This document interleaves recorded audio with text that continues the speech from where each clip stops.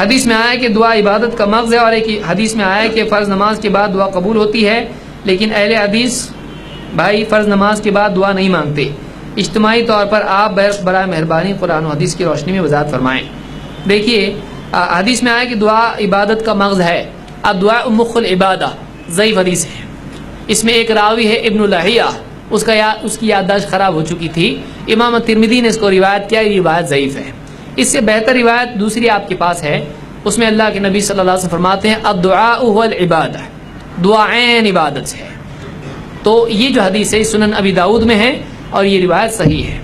تو بہرحال دعا عبادت ہے اور عبادت کرنا چاہیے اور اللہ سے مانگنا چاہیے، لیکن مانگنا کیسا چاہیے؟ جیسا ہمارے نبی صلی اللہ علیہ وسلم نے مانگا ہے، اس کے اصول اور آداب اور جو بھی تفصیلات ہیں ان کی رعایت کرنا چاہیے۔ اللہ کے نبی صلی اللہ علیہ وسلم نے فرض نمازوں کے بعد اجتماعی دعا نہیں کی، لہذا ہم کہتے ہیں کہ اتنے سال آپ مدینہ میں رہے، تقریباً 10 سال آپ مدینہ میں رہے اور جماعت سے نماز ہوتی رہی، لیکن آپ نے ایک بھی بار اجتماعی دعا نہیں کی، تو ایسا کیوں؟ جو کام نبی نے جان بوجھ کے 10 سال تک نہیں کیا آپ اس کو کر رہے ہیں، تو آپ زیادہ علم والے ہیں کہ اللہ کے نبی صلی اللہ علیہ وسلم دعا کی قدر و قیمت آپ کو زیادہ معلوم یا نبی کو؟ اجتماعی دعا کی فضیلت نبی کو زیادہ معلوم کہ آپ کو؟ تو جو کام ہمارے نبی صلی اللہ علیہ وسلم نے موقع ہونے کے باوجود نہیں کیا اس کو نہ کرنا سنت ہے، اسی لیے اہل حدیث فرض نمازوں کے بعد اجتماعی دعا نہیں کرتے ہیں۔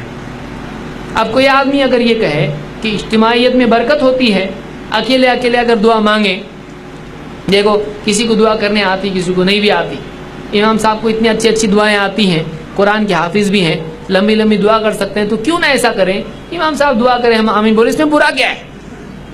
اس میں اجتماعیت ہے، اس میں امام صاحب کی علم کا فائدہ اٹھانا ہے، اگر ایسا کرتے تو کتنا اچھا ہوگا۔ اگر کوئی آدمی ایسا کہتا ہے، اگر اسے یہ کہیں ٹھیک ہے سنت نماز بھی ڈھنگ سے لوگ پڑھتے نہیں بھی پڑھتے،